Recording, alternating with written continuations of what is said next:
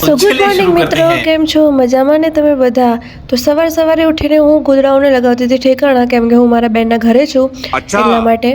અને પછી આપણે જઈએ ચા બનાવવા માટે.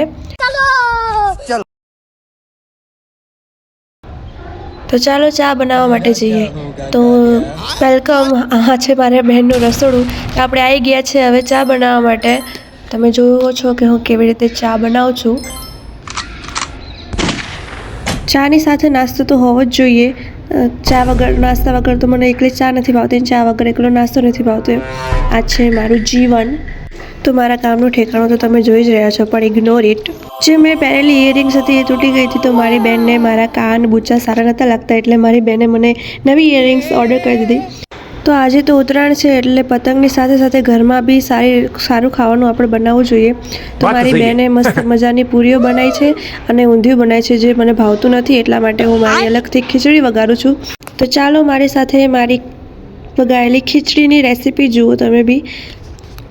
તો ફાઇનલી આપણું ઊંધિયું અને પૂરી બની ગઈ છે. કેટલું મસ્ત લાગે છે ને. અને મારી બેન ખીચડી વઘારે છે. તો કુકર બહુ છેડતી કરતું હતું, એટલે એને ઘરથી બહાર નીકાળી દીધું. ફાઇનલી આપણી વઘારેલી ખીચડી રેડી છે. વાવ, કેટલી મસ્ત લાગે છે ને. તો આ છે છાશ, આ વઘારેલી ખીચડી, આ ઊંધિયું, આ પૂરી અને આ મુઠિયા અને આ પાણી. વાકઈ ઘરનું ખાવાનું એટલે ઘરનું ખાવાનું જ કહેવાય ને. આ મારી પ્રીટી ગર્લ. તો મિત્રો, વ્લોગ ઉતારતા સાંજ ક્યારે પડી ગઈ ખબર ના પડી. અને સાંજે બી હજી એટલી જ બધી પતંગો આકાશમાં ઉડે છે, તમે જુઓ છો. તો સાંજ પડે અને મને ભૂખ ના લાગે એવું ના બને કોઈ દિવસ. તો આપણે થોડી હવા મંગાવી હતી, એમાં બી થોડા ચિપ્સ આવી ગયા છે. વાવ. તો મારી બેન જે સોસાયટીમાં રહે છે, ત્યાં દર વખતે ઉત્તરાયણે રાતે આવી રીતે બધા સોસાયટીવાળાઓ ઉપર જમવા આવે છે ભેગા થઈને. તો જેને જમવું હોય એ ફંડ આપી દે, ને ના જમવું હોય એ પોતાના ઘરે બનાવીને રહી લે. તો અમદાવાદ તો મારું ફેવરેટ શહેર છે. તો ફાઇનલી આપણે આવી ગયા છે ઘરે. આટલી મહેનત પછી ફાઇનલી આપણું ઘરનું તાળું ખુલી ગયું છે ને હવે ગૃહ પ્રવેશ કરશું. તો અમે ઉપર ખાધું પણ એટલું મજા ના આવી, એટલે અમે પાછા નીચે આવીને મારી બેને બ્લિંકિટમાંથી ચીકુ ઓર્ડર કર્યા છે, જેનો જ્યુસ બનાવવાનો છે.